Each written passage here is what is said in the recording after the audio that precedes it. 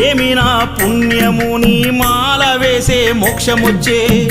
ఎంతమందికుంటుందయ్యా నిన్ను చేరే అదృష్టం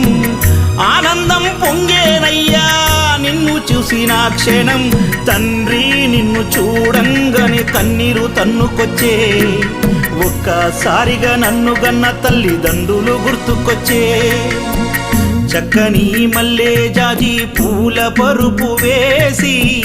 బంగారు ఊయల గట్టి ఊయలూపనా